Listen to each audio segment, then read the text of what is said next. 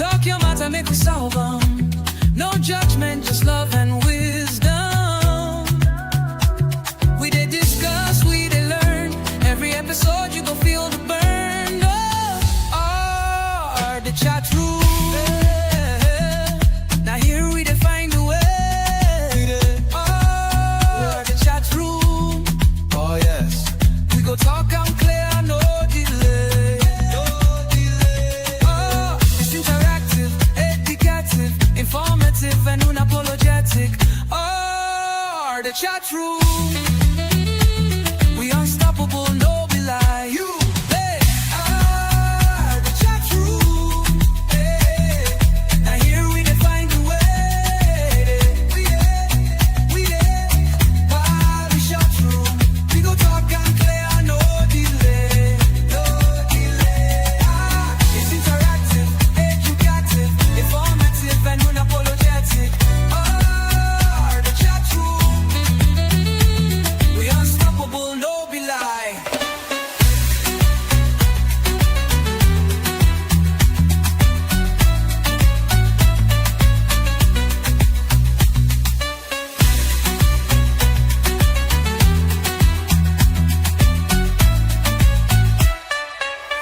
Oh, the chat room. Yeah. Now here we define the way. Oh, the chat room. Oh yes. We go talk and clear, no delay. No delay. It's interactive, educative, informative, and unapologetic. Oh, the chat room. We unstoppable, no be lie. You.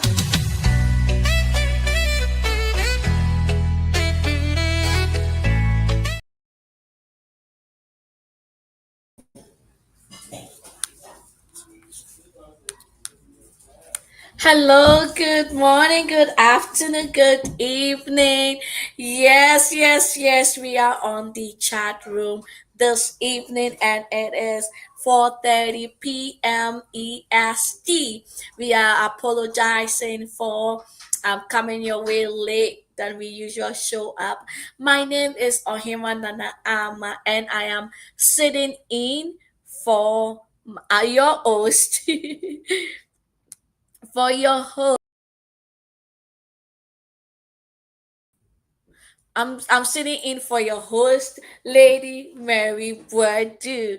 So today we are talking about the aftermath of self-harm. The aftermath of self-harm. For the past week, we've been talking about these things because it's a month for that. So I want us to get the link, share the link, invite somebody on because we have a great man that I really admire, somebody that is very intellectual, somebody that is also in the healthcare service, that sees a lot, that hears a lot, that experience so much that he has all the knowledge that he can give to us. So please share the link and invite somebody as we go on this short commercial break. We will be right back.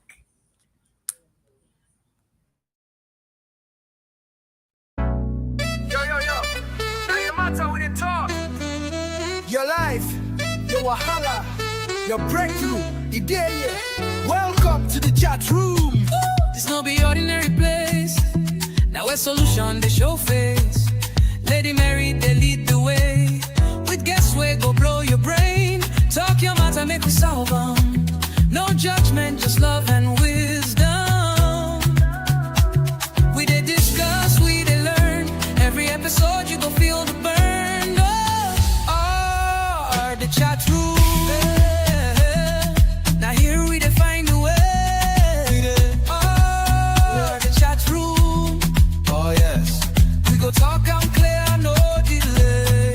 No delay. Oh, it's interactive, educative, informative, and unapologetic. Oh, the chat room.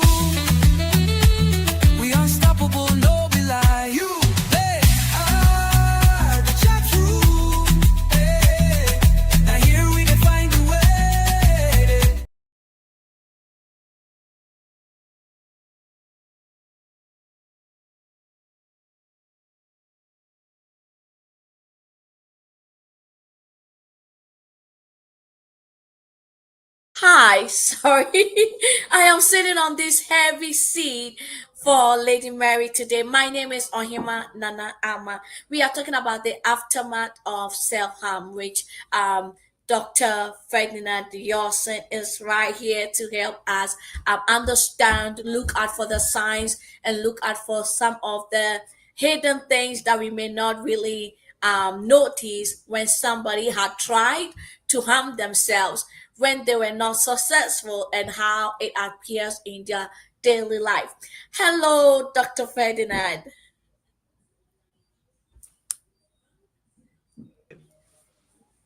Hello, Dr. Ferdinand.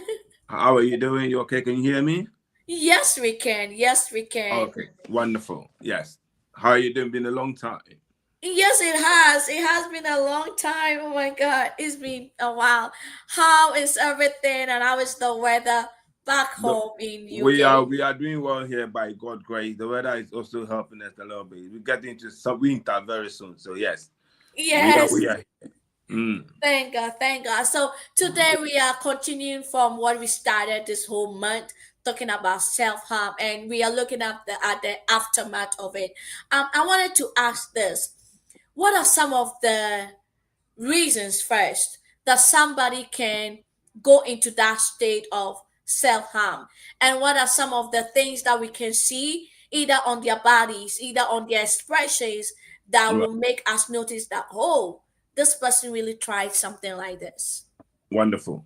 Yeah, I think the last time we were here, we did dive into some of the things that we should look out for in terms of suicidal thought or self-harm.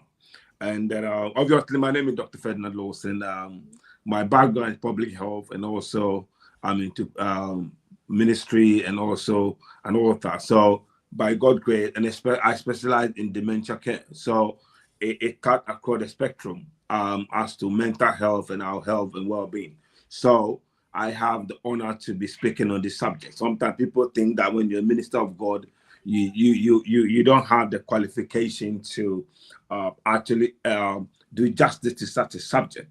So moving forward to the question, what are some of the signs that will show that somebody has committed or tried to do self-harm? For the sake of the AI, I believe they wouldn't let the word suicide. So we'll be trying as much as possible to limit it to self-harm. Now, Yes. I mean, suicide or self-harm has remained a significant public health issue, Mm, especially in America where you live. It's from, we're talking about adolescent. So it's reaching about 14.1%, over 10, over that's a big 100,000 of the amount. population in 2021. About 14% has tried to, committed self-harm. This has caused an increased concern, regarding what we should look out for, what is the reason for those trying to commit that kind of atrocity to themselves. Sometimes people commit suicide not because somebody has wounded them, but you see, it have a history. The history is what we spoke of the last time. Mm-hmm. Maybe when they were growing up, they were abused at home. When they are Yes. growing up, they were rejected, neglected, Neglected. isolated. They have an isolation issue. They have mental Yes. issue. They have other psychological Mm, issue, depression, suppression, everything. All lot of things has come to that individual. mm. So the individual only find committing suicide as the way out of the problem.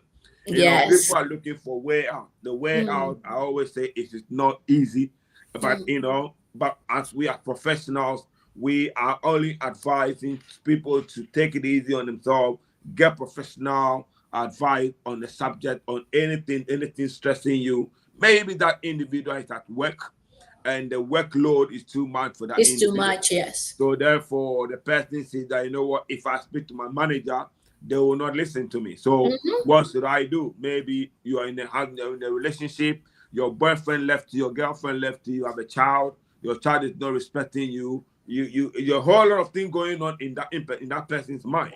And the only way the person will want to make him or herself comfortable, thinking that killing himself is the best way. But trust me, it is one of the gruesome deaths that I believe somebody could ever go through. So sometimes, what are the signs? What are the things that we see? People start cutting themselves, taking overdose, driving in front. I mean, America, I think that happens a lot. Like I said, Yes, according to the World a Health lot. Organization, in 2021 to 2024, over 60% of the teenage young people have tried to commit suicide in America. So you can see the statistic is moving forward and it's going up trending. So then we people, they go to work, they are not happy. So they realize that no, the only thing they can make themselves is just to take their life. So I believe we as a community, we as a society, we have a lot to do. You see, Yes. research is showing us that about 80% of women had tried to commit suicide. Clinicians have seen that. And are compared to 25% to 30% who have consulted with psychiatric problems. They have consulted, and so the issue is very vast. So it Yeah, is not only in America, it's across the world.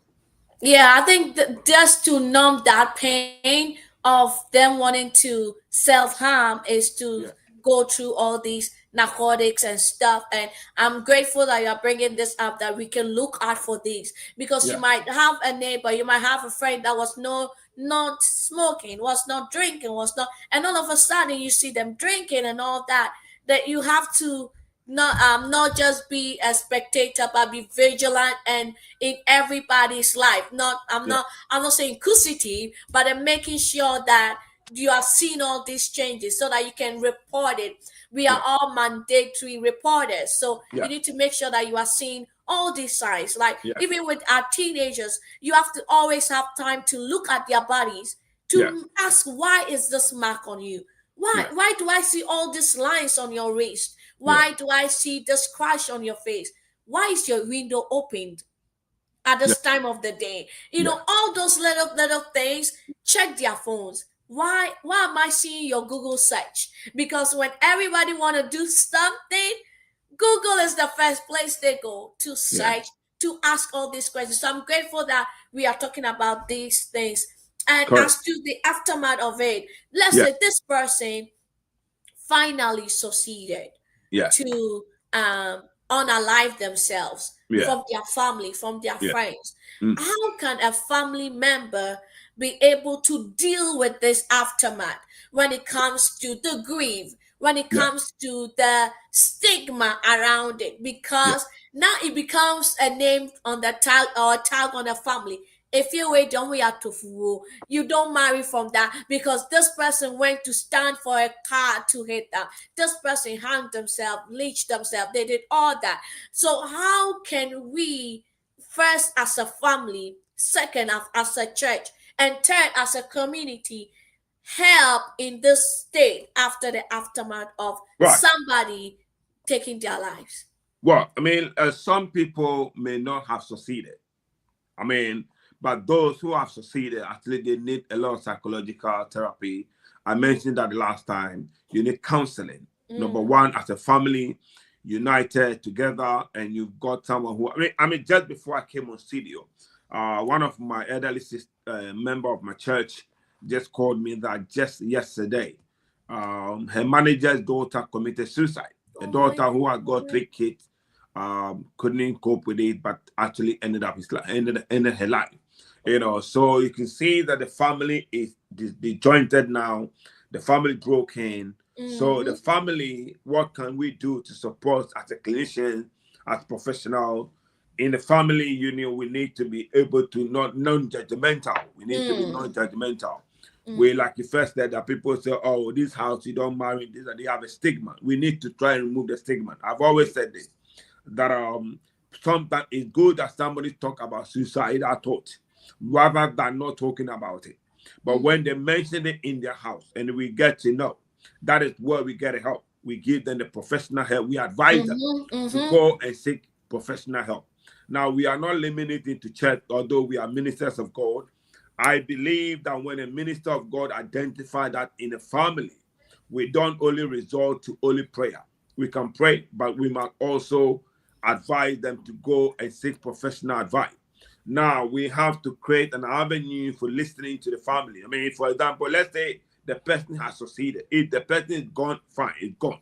But then now, with aftermath, the family will live lifelong distress, upset, worrying over that incident. And sometimes the family of that individual also tend to commit themselves suicide. They also tend Yes. to, it's like a recycling. So it is very important that the family union, the unity, its bonding is very strong, so that the unity in the family are cohesive together, so that anything that else that will come into the family, though you may hear noises, will hear voices, you will see that the sadness of the separation is gone. But as the individual living now, even if the person has tried and is still alive with us, though we have to take it as a privilege to offer the professional help that we can give, having non-judgmental attitude toward that individual, and also having a listening ear to that individual. Like you mentioned, we need to always have to check on them. Checking on family, like you said, going to, we're talking about young people now. So young people, they result in their phone is all, they have a smartphone, but they haven't got smart brain. Even though they have a smartphone, the smartphone is telling that brain to do what the brain is supposed to do. They tend to result in that. So we need to also get into the room, have that conversation with them, try to draw that person closer to you. We say that we don't say, oh, you're a bad child, you are not a child, you have disgraced the family. Now, the person tried it and didn't succeed. Now, if you are not able to have a family unity, you're not having a communication skill, you're not having being alert and being aware about his or her dealings, that person will not try that again. There are many people who have tried to commit suicide 3 or 4 times and they have not succeeded. It is just by the grace of God that they are still with us. So as a family, we need to be very, very careful that we put them together. Now we move on to the church. The church is part of the community that we live in. Now the community is that people start stigmatizing. Doctor, before you go to the church, I want us to stick with the family a little bit, and I want us to. I just want to add something to it that when a kid and an adolescent, a teenager, whoever is a family member, no matter their age, no matter their status in life, that they try to unalive themselves, it is better to always give them affirmations of why and the things that was making them feel that way. Because we are in a season, we are in a situation where people are demonstrating what they have. Some people are renting stuff and displaying, and you sit and you like, am I even living life? So when you give that affirmation as a father, as a friend, that hey, you are not slacking in life, you are doing better. At least give yourself that grace for the little that you're doing.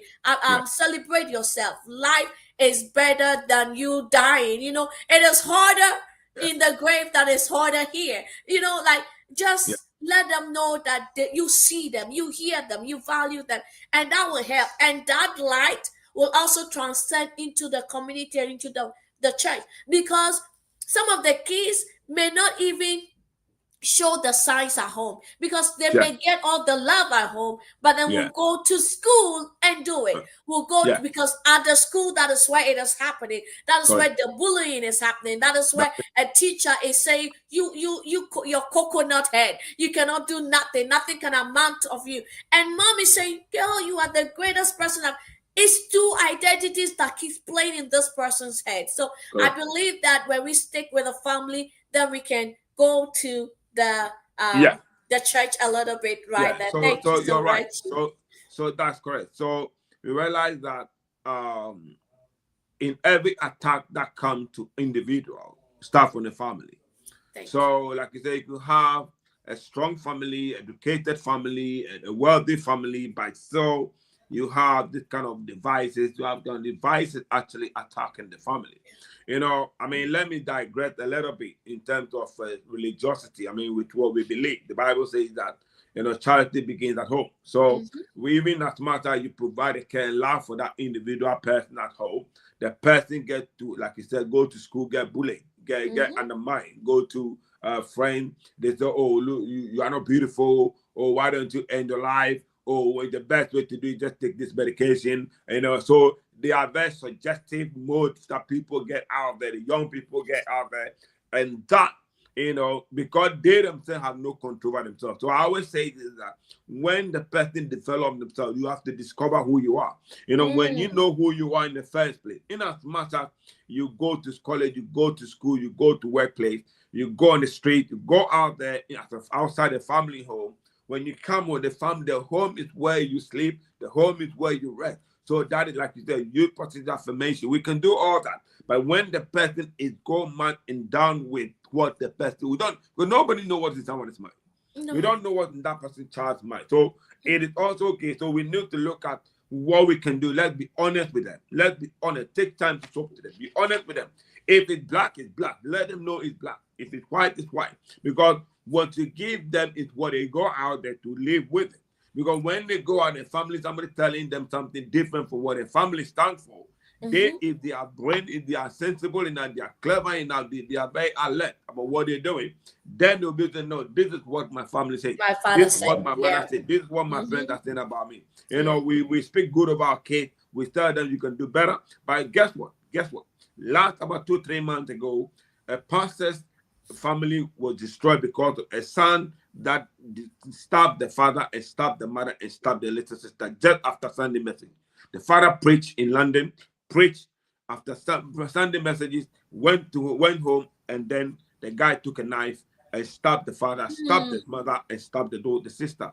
Now, we are not saying these are not Christian. These are Christian home. So we are saying that self-harm can happen to anybody. Whether you are a pastor child, whether you are wealthy, whatever, it will happen to. But at family home, we must create time to be honest with our family, promote social connectivity. Your uncle, your auntie, your nephew, your sister, know that you are not alone. If there's something wrong with you, step out there, look for your uncle, go to your uncle for a while, go to your auntie. But it's in Europe now. We don't have that family, you don't normally hear this in Africa, but in Ghana community where we have a large family. So we have extended family coming in, you go to your uncle, you can walk and go. But now you got to drive down from Los Angeles to maybe Pennsylvania to go and meet an auntie. So instead of you going that long distance, you will not be able to go. So you end up alone in the place. So we must always find the reason behind the kind of thing that kids are doing in this day. So as a family, create awareness, create connectivity within the family. Also, ask the right question. Ask them the right question. They might not answer you. They might not give you the answer, but it's better to ask. Sometimes you have a child, you have an individual in a home sector we are talking about, where they're isolating themselves from the family. They thought, these days they don't want to talk to anyone. They are on the load. They don't engage in people. Normally you sit around the table, we watch TV, we eat together, watch movie. But as you realize that they are drifting away from the family, because they think that the family out there, the friends that are more important than the family. But when trouble hits home, when trouble hits them outside, they run home. So it is very, very important that we seek professional advice as family. If you identify that your child is kind of showing the sign of isolation, maybe eating too much, or maybe drinking too much, or doing something out of the ordinary, then it is very important that we draw the attention of the professional to come in. Yeah, it's something that people don't even express. Like I said, you will not see the sign, you will not see it, but they are doing it in their mind. So when we as a family, we've identified such behaviors or such incident, let's not when I report to the police, they'll put my child away. No, you are rather safeguarding that child from, having that kind of thought. Even if before, that is the giving an alarm bell that might ring an alarm in your hand. If he had tried it or she had tried it for that meaning, they believe in the word that if you try and never succeed, try again. They have that in their mind. Yes, so we need to clarify that particular statement very well. You try, what are you trying? Try again. If you try never succeed, try again. Try again. Maybe that word is okay. I'll try again, and then I succeed. Now, suicidal or maybe self-harm is not the option. It's not the option. We need to let them know that the family they belong to, the family is okay. No one has it all. But if we can let the children know that it is not easy, but what we can all do as a family, we'll do that to help We do them. as a Then family. that is the way forward for the family to go. So if you wanted to move on to the community, then we can take it from there. Oh wow, suicide is not an option. If you just join us, this is the chat room, and we are talking about the aftermath of self-harm or suicide. I am here with Dr. Ferdinand Senior Lawson. He is a great man and a very good man who has a lot of knowledge about what we're talking about. Please, you can share your comment. You can also bring up an idea, whatever that we're talking that maybe resonates with you. If you have gone through this kind of situation before, you can always put it out here. We are trying to get people to be aware of these situations, the aftermath. How did it make you feel? How do you see yourself now? What understanding are you having about life and death and all that? So you can always share the link. You can always comment right here. My name is Ohiman and I'm sitting in for Lady Mary Word today. So, Pastor, I want us to look at this. Can we just go to the community a little bit, then the church? Then I can ask a question that goes abroad, all of them, because today everyone is going to have a piece of the pie because we all play a role in Right. everybody's life. So, Yeah. what should the church Mm. do when a kid, an adult, tries this and it don't work, and they find out, and he's coming to church or she's coming to church? How should the church react? And what should the church put in place that it will not happen again or another person will not go through the same situation? Thank you very much. When we're talking about the church is you, the church is I, the church is me. We are the church. Bible says that God put God put solemnity in family. God put solemnity in family, and therefore the church as a unit must always be ready to be accommodative, tolerance, very be patient with the family that are going through that kind of experience or whatever they're going through. Now, the church, as we're saying, is not different from the housing sector. So, just as we're talking about the family seeking professional help, the church as a body must also open a door to the professionals to come and speak about mental health condition, suicidal thought, self-harm, the dangers of self-harm, to that can affect an individual. It can affect you, affect the church. Because if that person belongs to the group of the church and the person dies, it's the same church that will be burying that individual. And the most of the sad thing that we hear, God gave and God has taken. God will never take it from that direction.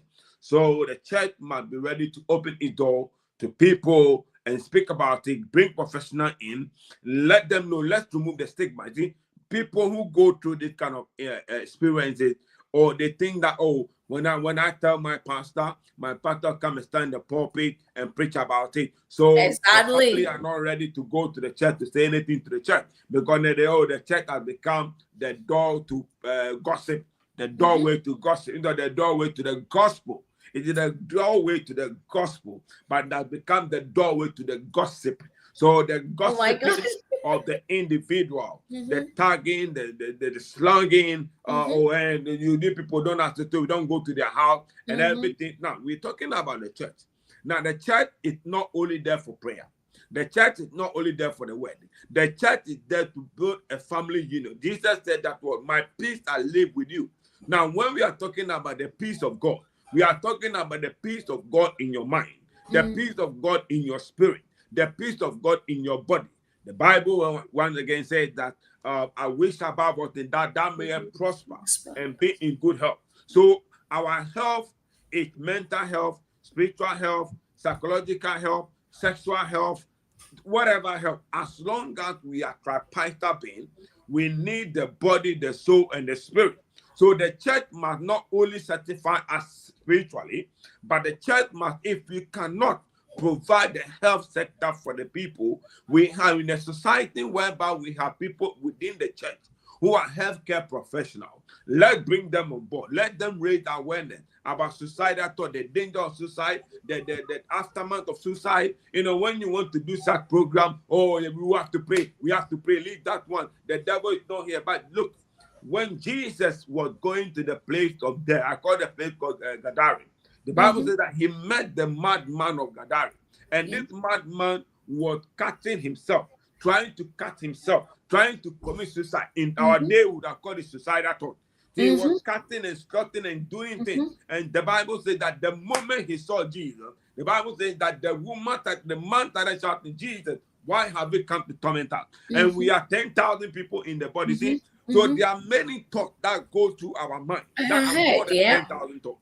So it takes the grace of God, it takes the message of God. So when we have the privilege, when we have the honor as pastor, let not only create a co-mean group or financial group or wealthy group or kaba and sleep group or maybe gentleman group. Let's create healthcare group, so that those people within the health sector, within the church, can provide free services. They will come and advise. Now, when that individual who has gone through the trauma aftermath of suicide and the child or the person couldn't die, are we going to support? We are supposed to support. The Bible says that we care for the carrot, care for the dying, care for the weak. That is what the church stands for. The church must stand for all this thing. We must not only be fire. You see, when Jesus met the madman of God, he didn't talk about fire. He gave him the word. The word is what we need to use to bring peace within the family, peace within the ministry, peace within the church, because it is only the word. So when the people are experiencing this kind of thought within the church service or church sector, the church, number one, be a door of hope. The church must stand to bring hope. And that is what the church stands for. Today, the church, more churches are there for only the money. More churches are there when families are going to trial, they are not there for them. Today, the church is standing there. They are not helping the family. But some churches, by the grace of God, some of the churches that we belong to, there's a family unity there. There's love. There's togetherness. Bible says that my peace I live with you. When we live with the peace of God. So if anybody any child going to any mood disorder, going to anxiety disorder, going to personality disorder, there's a lot of disorder within the church. The person doesn't come to church anymore. The person dressed anyhow. The person dresses anyhow, come to church anyhow. And the church, we are not concerned about the person not coming to church. But only concerned about, and then today you didn't pay your tithe and offering. No, the person don't even have the money to buy food at home. The psychological stress and pressure on that individual alone, if we are not at the church, we are not there for them, then who else? Even the community, we will get to the community. The hope is not, they are not happy at home. And they go to church, they are not happy. Then where would they go to? So again, I want to use the scripture because we are within the church sector. The Bible once again, that the Bible said in Malachi, they bring ye all the tithe into my household. Now, I'm talking about bring ye all the tithe. The tithe is what God said we should bring to the church, so that there will be meat in the house for anyone in the house. So if you belong to a church, you should be able to go to your church storehouse and take paracetamol and take chloroquine and take anything that you need. That will to be okay. I love this. It is not only for supermarket. It is not only for rice and beans. It is not only for prayer. But you are there to get what you can also get to help your physical mind, your mental mind, your peace of mind, your love, everything. Look, there are families that are broken. Marriages that are not happy. They are pretending to be happy in church. When they get to church, they are happy. But when they get home, they are fighting because we are pretending. The church should not be a place of harboring hypocrite. The church must be able to recover, and to expose anything that is not that is not helping the people to grow. Because the desire of God is bring ye all the tithe. The tithe is not only in money. The church must provide health sector, first aid, health and safety, things must be provided within the church so that when people cannot go out there to get what they need, they can come to the church and they can also enjoy that peace that we are talking about. Jesus said, my peace I live with you. Now, I cannot come to church and not be happy. I can come to church and be acting as if I'm happy, but within my mind, within my spirit, I am not happy. Maybe you are going home to look at that individual. The father is a pastor. The father preached on Sunday morning. And then later on, the child went home to stab the father who preached on Sunday and Monday. So it is very important that the church opens the door for people, for the church members to benefit. We have every group, every church has the welfare. The welfare of the church is not only for the When money, somebody's father dying, mother dying, baby giving christening. The welfare team must have a sector within, must have a maybe a group within the welfare team that talks to its welfare. So the welfare is your well-being, your total well-being fair. So we are faring for your well-being. So we are concerned about your mental health. We are concerned about your spiritual health. We are concerned about even your sexual health. We should not only wait for when people are going to marry that we give them counsel. Now, after they are married, because people get married in church and after that kill their partner in a hotel room. So people are having a battle. So you don't get, look, human brain is not like coconut or pawpaw that you break. we cut it and see what's in it. So Yeah. we are pretending, people are pretending in church, but I believe that as we continue to speak about this awareness, raising the psychotic issues, the suicidal and harm, we must provide health and safety within the church so that the church as its body will continue to stand until Jesus comes. Oh my God, you are a blessing. You're a blessing to the world and a blessing to the community that you are serving, because everything that you said is really, really important and are some of the things that we most of the time not really pay attention to, because we make a statement as Christians that we can do all things through Christ who strengthen us, but sometimes your strength will fail. And that is one thing I wanted to add to the church, that we as the church needs to allow people to grieve on their own terms. Yeah. Because the ones that lost their child to self-harm, the one that lost their husband to self-harm, is going to stages of grief. Now, can we allow them to grieve at their own way? And not be like, oh, because you didn't cry, you are not grieving. Because you come to church and you are dancing, you are not grieving. The aftermath of this self-harm affect everybody in so many ways. Yeah. It affects the finances. It affects their health. Some family members tend to pick up certain diseases because of what happened, high blood pressure, all those things, out of what they are going to. So the church can be that safe haven that we can allow people to grieve and help them to grieve, support them in so many ways that they can grieve, even with the ones that could not succeed. Because the moment one try and could not succeed, the guilt of not succeeding becomes a weight on them. Yeah. And now they feel like, I shouldn't be here, and I'm here. What do I do to not look like I exist? Yeah. And you see them fading among the crowd. Yeah. The one that used to dance is no longer dancing, is fading. But so we can do all that to also support. Let's step into the community. I'm adding the community being the hospital and schools. What can these two institutions that I am highlighting, because this is where most of the stuff goes on, especially when we're talking about the young ones. What can they do to prevent these things? Thank you so much. I think with the community, a lot is being done, but we can do better. Okay. Now, the community can only help if the household are able to refer the individual to the community. The community is where we have the healthcare services, professional mental health, so clinicians, psychologists, and all the people out there. So we're doing by the school. I believe in UK we have, I mean, I don't know about America, but I believe across the Europe, those facilities are there for everyone to partake. But if you see, you can only take a horse to the river, but you cannot force the horse to drink the water.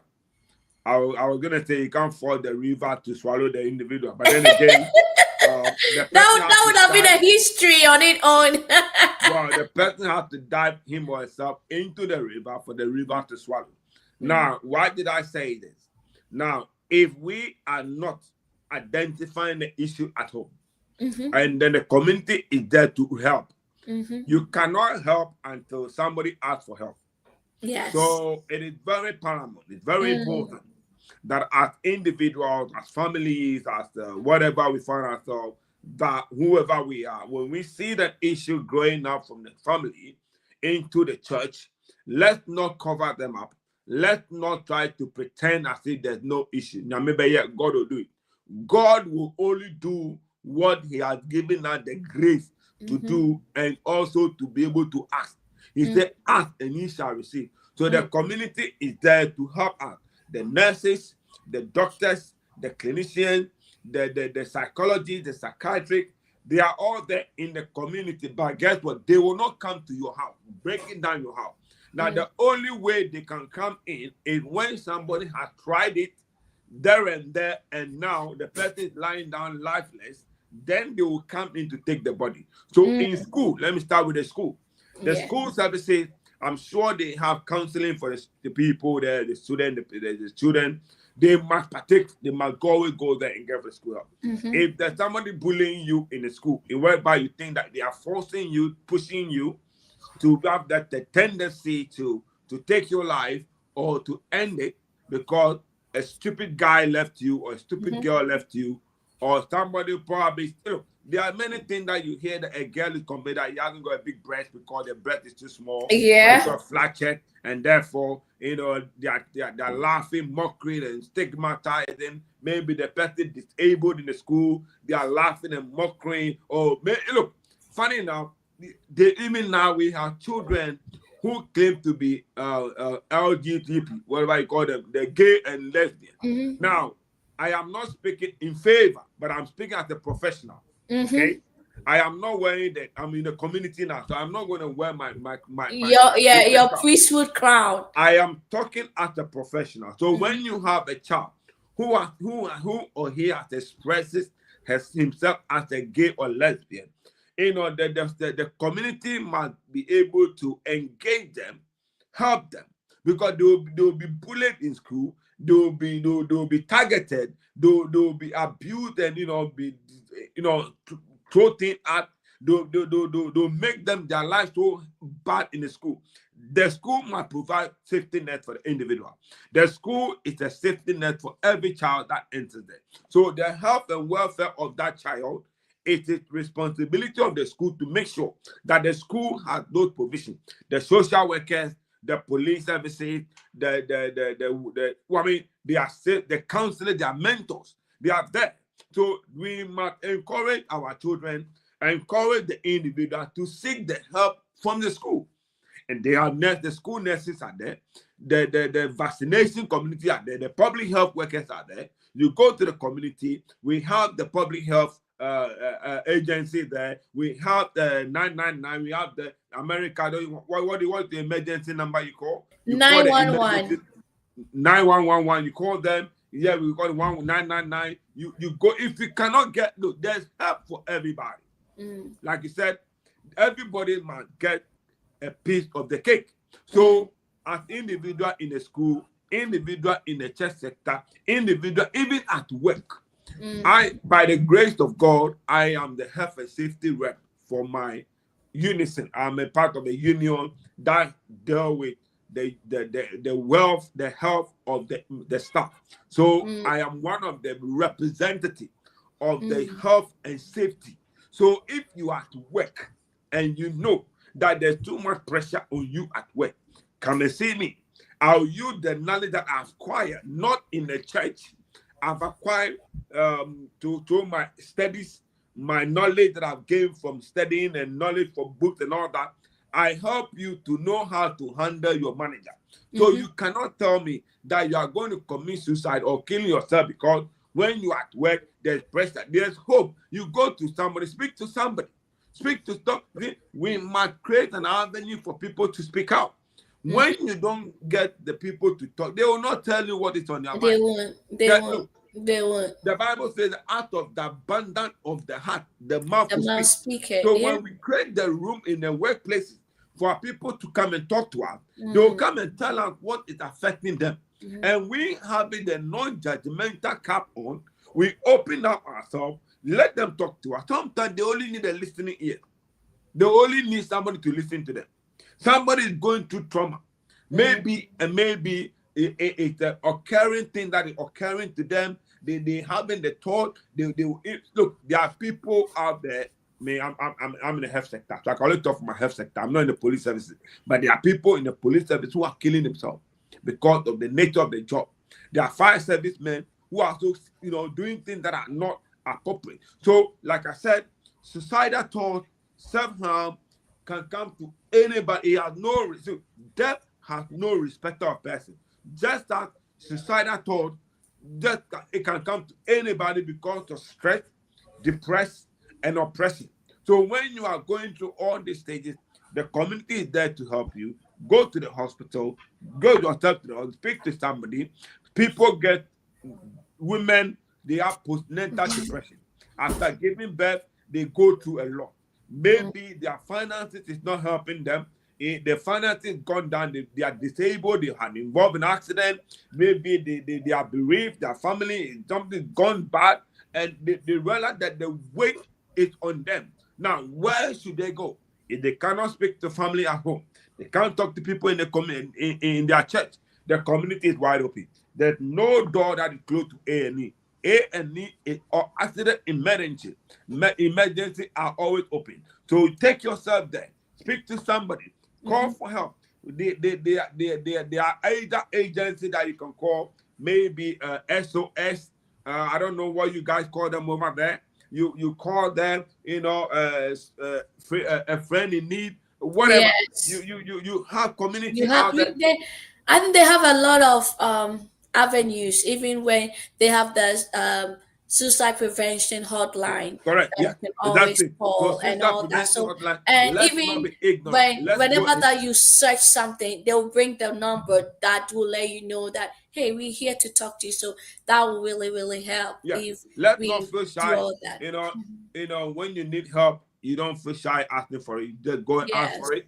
And then I'm sure the help is always the light at the end of the tunnel. Let's not resort to suicidal thought. Let's not kill ourselves because we think, we are going through a lot. You and I sitting down here. We're going through a lot and we are coming back from a lot. It is but because of grace. All right. Thank you so much, Dr. Ferdinand. If you just joined, this is the chat room. I am Ohima Nanama sitting in for Lady Mary Boadu, and Dr. Ferdinand is talking with us about the aftermath of suicide or self-harm. So, Doctor, I want us to look at this, then we can ask another question, then we can wrap up. My question is, what are the things, or what are some of the words or sentences that you never say to a survivor of self-harm? Repeat your question again. What are some of the words, or what are some of the statements that you shouldn't make towards a survivor or to a survivor? Well. Like you said from the beginning, I mean, words are very powerful, and we start with the positivity. Always try to be positive, try to be encouraging. The Bible says we must encourage one another. So what must we not say? May we not downplay their thoughts. Or get out. What are you talking about? Then are you mad? What are you talking about? The person tell you I'm mad. I tell the person are you mad? And telling you I'm mad. And you're telling you are you mad? Yes. So it means that yourself you are mad. Because the person telling you I feel like I'm going mad. And you are and then you're asking me. What's wrong with you? What's wrong with your head? Now the person, let not downplay their statement. They come and spread how they feel. Let's not spiritualize everything. Mm-hmm. Everything has the cause and effect. When it comes to us and I say things, may we not say, oh, God, God will do it. Now, God will do it. That's one side. Because the same God said, I wish above, is the wish. God only wish that you be in good health and prosper Yeah. as your soul prospering. Prosper. So therefore, God wishing you well. Mm-hmm. So in as much as we believe that there's a God factor, there's a human factor, there's Yes. a community factor. The other thing, if somebody is drinking too much, we need to not to say, oh, you drink too much, and then oh, you kill yourself, and then the corner you go and kill yourself. No. May we not project negative statement towards them. I mean, I'm not used to it, but I can only say that we should not We should. always look for avenue to provide support. Let's provide support. I mean, that's all I can say. What we shouldn't say, let's not say. We know what Let's people not are say, saying. wow, what Let's you not shouldn't even say. interject it. But what I'm saying, that let's look for the risk factor, thing that will make them to push them into it. When we identify them, may we not call them with names. May we not stigmatize them. May we not label them. May we not say that, oh, and look at your head like your father's head. Let me not say, because the child doesn't know the great grandfather. But you are Yes. saying the person look like the great grandfather. So the person want to die to go and see the grandfather. And So already they're having self-doubt. So now exactly. they're like, oh, So so if I don't look beautiful, then my great grandfather, the mother didn't look. so I mean, beauty is given by God. The way we are is what God has given us. So may we not say that, oh, you are not beautiful. Oh, look at you. Oh, look at your leg. You see, people take this little. The Bible said that the little foxes that Yeah. spoil the vine. That's So if we claim to be members of the family, let's be accommodated. When we say we are from the school, let's be protected. When we say we are in the church, let's create room for avenue for people to come and speak to us. May we not say, oh, I'm too busy, don't come and talk to me. When we make those things, we make those statements, the child, the individual, the adolescent will not come to, because they don't even want to talk to anybody anyway. So yeah. if you tell them, hey, hold on, shouting at them, screaming at them, yelling at them, there's time for everything. The Bible says that there's time for everything. So there's time to drop the overtime, time to drop You have time overworking, for time to have the family union, time to have the one-to-one with your members, time to celebrate each other. Let's find a way to celebrate life. Celebrate like that. This guy, Lucky Dube, I love one of his names. They celebrate life. You know, life can only be celebrated. Yes. Let's not say, oh, a life well lived. No, we want to live the life and celebrate it now. A life well So let's celebrated. create room for supportive mechanism. When people are going through the downturn of their life, they are not happy. You can say, let's not, because they've not told us to mean beside. Yeah. Oh, yes. You've identified it. It is, look, if it is you expect people to come to you. So why don't you create the room to be a listening ear for people? Let's make ourselves communication skill, observant. Let's take notice of people. They may be today they are laughing, tomorrow they'll be crying. We know there's season in everybody's life. And sometimes those seasons they come like a rocky boat on the sea. We need somebody to help them to be stabilized. Though if you are having the thought, the person having the thought aftermath, we as a community, we as a people, let's be open to them and be honest with them. Let's be attentive to their need. They will say something even if we don't understand. Let's refer them. My point is, refer them to those that do understand knowledge has acquired the professional knowledge, know-how. We'll be telling them we're using evidence-based practice.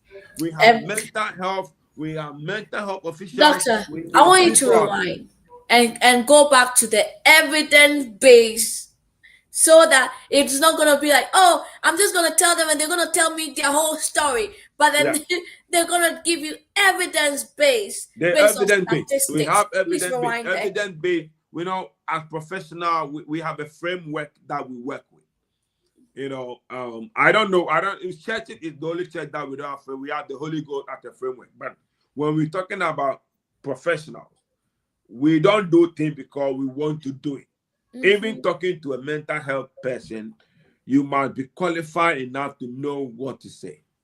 I happen to be a witness a family whose son is about 27-year-old boy who has been diagnosed with terminal cancer. And you see, this child or this individual adolescent or that young person, what is shattered. So the family will come, they are down, they are worried, they are asking questions, and it came to a point I realized the mother was just needed a hug, You could see the mother just need God. They Just come in every day worry. when the person is always crying. So I stood there to myself, what can I offer? I did the lady ran into my arm. I hugged Oh. her and I sat her down and I spoke with her for 1.5 hours. Mm. Now, I know there are other patients out there that I need to see to. But I made my mind that if I can attend to this one lady and she's You will okay, stabilize. she'll be able to stand for the son and stand for the rest of the family. So Yes. you see, we use it evidence-based therapy. It's all about therapy. We provide therapy for them, maybe talking, music, whatever, what they like, get them to use it, take their mind off the load. So if that individual could not succeed, we thank God that individual did not succeed. So what do? We must make sure that whatever we do, we give them. We go with evidence-based. We have what the book said. Knowledge is that people have studied it. They have come out with evidence-based. They come out with knowledge. They come out with statistics. They come out with what they know how. Let's not create karabama. No, that is not the plate. The plate is what? Okay, we're looking at your vital sign. We look at your blood pressure is high. We look at your diabetes is high. We look at your cholesterol tablet is high. We give you cholesterol tablet. Let's not say, oh, I will not take the cholesterol tablet because yes, you demon to me. No, you go and die. You die You can and go and die. pay for Yeah. Jesus. So let's allow the professional to do their job. All That right. is Thank why you they are so there. much. The Um, professionals are there to provide the professional knowledge that we all need. So it is very important that societal thought, as I said, is a global issue. It happens everywhere. We must be ready to embrace it, give room for people to talk about it. They're talking about it. It gives us also the opportunity to find the ways to be able to help them so that they don't yes. do Yes. that again. Let's not say you are demonic, you are satanic, you are evonic, and therefore we conjure fire from heaven. No. The place for the fire is in the kitchen. Go and cook your food. But tonight we are talking about professional help that we can give people who have tried to take their life, who have tried to commit suicide, who have tried to do self-harm. Self-harm, again, I said, it's not only putting rope on your neck. Somebody drinking to the place of killing themselves. Overdose on alcohol. Overdose on medication. Yes. Somebody is resorting to sexual, using implement Immorality. to Yeah. do a whole lot of things. We need, Know as a themselves. community, we need, as a society, to stand together, hold each other together, because we are here and we are here for each other. That is what Oh, we're able to help people who are that's so going good. through mental health. Thank you so much. Doctor says we are here for you and we are here with you. And that is such a blessing that you've given that assurance. And I wanted to add what not to say, what not to do is to say that, oh, I know how you feel. I know what you're going through because you don't Mm. know what they're going through. You have You don't know, no yeah. idea. Even Yeah. if they've told you and you haven't and you're feeling some sort of empathy, don't Mm. use the word that you I know. know, yeah. Because if you say that I know what you're going through, it's like, oh, so you've been knowing what I'm going through and you've been ignoring me. That means I'm not even wanted here. Yeah. So don't do that. Even with those that survive, don't let them. Don't say that. Just be of nice words, of nice like embrace, like how doctor did, and also don't say get over it, because when a survivor survives, they feel like they have triumphed over something bigger. Yes. and they want somebody to know, they want Yeah. somebody to see. And Correct. so you don't tell them to get over it, that at every sentence you bring it up, at every time you bring it up, get over it. No, they can never get over it because they were at the point of going. They were Yeah. at a point of feeling so much pain, so Yeah. much hurt, so much Mm. that. So if they've been able to survive it, they are victorious. So do Mm. not say that. And also, do not just keep it a secret that, oh, somebody told me they survived this and so that is it. But they surviving it, like doctor said, can give also another thing, can trigger them when whatever time for them to try it again. So Yeah. please do report that. As we are about to end, my name is Sahima Nanama, but doctor has been so good here and taught us a lot. I wanted us to add this, then we can um sign off. I wanted to just read something. Seven things that a suicide survivor or somebody that tried to harm themselves survived. That they want you to know. They want you to know that they want to talk about their pain. So Yeah. no matter how much they're saying, just listen. You Yeah. might have heard it 100 million times. Mm. Just listen. Yeah. Um, they don't want you to make them feel guilty, so they want you Yeah. to know that don't make them feel guilty Yeah. because the guilt Don't itself, patronize. Don't patronize them. don't Yeah. You don't want to patronize look them. pretty. Yeah. Yes, like Papa said, they want you to know that they need hugs Yeah. and they want reassurance. They Right. also want you to know that they wish that you have seen, that you could have seen the sign, or you would have seen what they were going to and asked about it. That would have helped also. So this is what they want you to know, and they want you to tell them that you love them and you Mm. see them and you hear them. The aftermath is a long journey.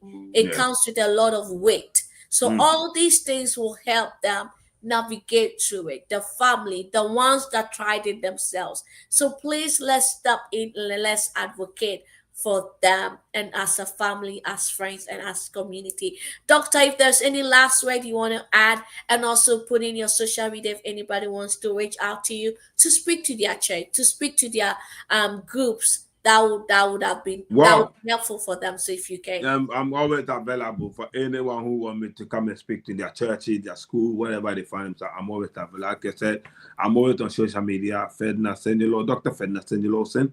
And I told my background, Fed, my public health, and also I did my master's in dementia, and also with my health management and healthcare management in PhD. So yeah, when it comes to health sector, by the grace of God, we are there to support, to provide the need that people need. Now, going back to what we just discussed, the aftermath of suicidal thought or first time is a long journey, like my sister said. So may we not shorten that journey for people. Let Mm, making sure that we get closer to them, help mm, them, be a listening ear, be the one that will help them to continue to survive, not the one that will help them to finish it again. Though mm. they will try. They will try many. Bible says that affliction shall not arise the second time. May we not be the people that will make the affliction to happen to them. This, What yeah. we are saying to them, our encouragement, the Bible says that we must encourage one another in the Lord. So I'm saying that let's be watch out, let's be open ears, let's open our eyes. Bible says watch and pray. As we are watching those who need help. Let's pray for them and let ask that God will give them the grace to survive as they are already a survivor. We are all survivors. We won't be here otherwise. So let's continue to help each other. And like I said, we are here for one another. And we cannot do it better than what we are doing now. So there's hope for everyone. Together, we can live a happy and Oh, a successful life. oh. That's so nice of you. Thank you all so much. My name still remain Ohimananama, and I sat in this. You have no idea how hot this seat is. I'm so grateful that I had this opportunity to fill in this seat for Lady Mary Boadu. We're gonna come your way next week Sunday, same time, which is 4 p.m. EST. Please mark your calendars, share the link, and invite somebody. Your comments are always welcome on this platform. It is educative, impactful, and also it is very interactive. The chat room. See you next week. And thank you so much, Doctor. God really, really bless you. We really appreciate your presence. God bless you so much. Thank you. Bless you.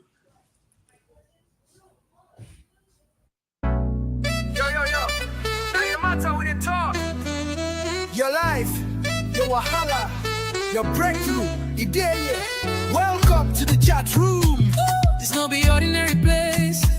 Now a solution, they show face. Lady Mary, they lead the way. With guess where go blow your brain. Talk your matter, make we solve 'em. No judgment, just love and wisdom. We dey discuss, we dey learn. Every episode you go feel the burn. Oh, the chat room. Now here we dey find a way. Oh, the chat room. Oh, yes. We go talk am clear, no delay. No delay. Oh, it's interactive, educative, informative, and unapologetic. Oh, the chat room.